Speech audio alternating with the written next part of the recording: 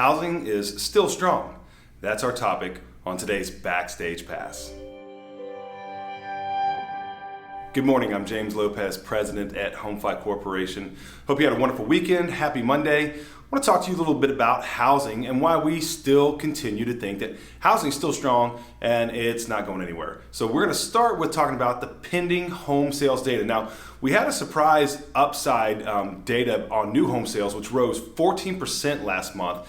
Kind of a surprise to everybody. So, pending home sales data, which measures pending sales on existing homes, so signed contracts on existing homes, and that makes up about 90% of the housing market.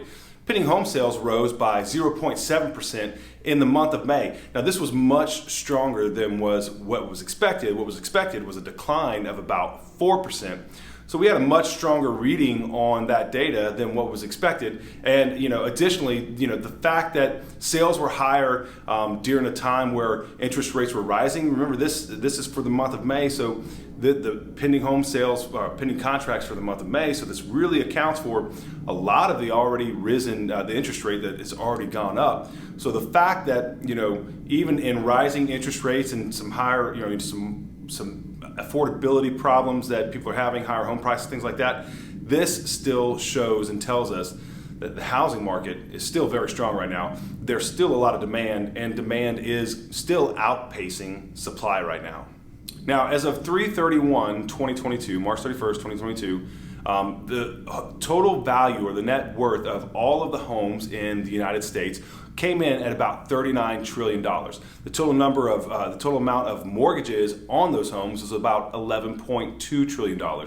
That means there's $27.8 trillion worth of home equity. That's a record-setting home equity level in the United States. And just for comparison, in 2007, home equity was about $12.7 trillion.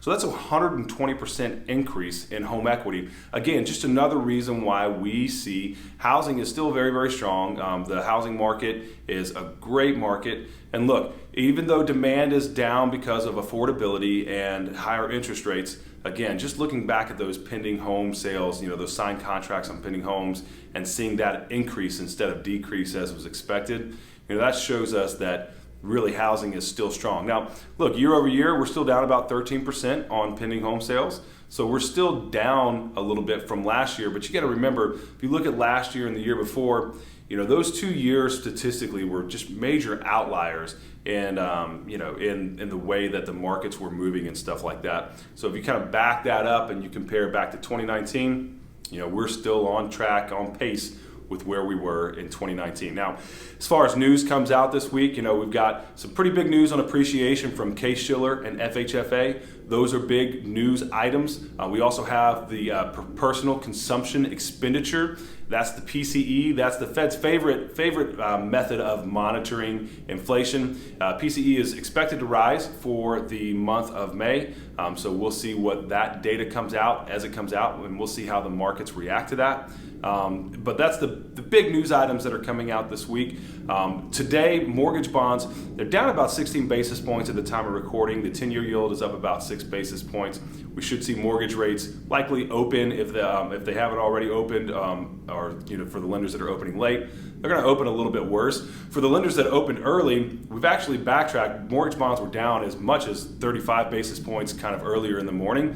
So we've backtracked that down. So for the lenders that opened early and may have priced on those early trades, they may be repricing for the better. But as a whole, mortgage rates are going to be a little bit worse than where they were on Friday. Now, that's all the news that we have for today. I hope you have a wonderful Monday. Get started to have a great week. Remember, stay positive. Like, comment, and subscribe. If you have any questions, make sure to leave a comment. Hope you have a great week, and we will see you tomorrow.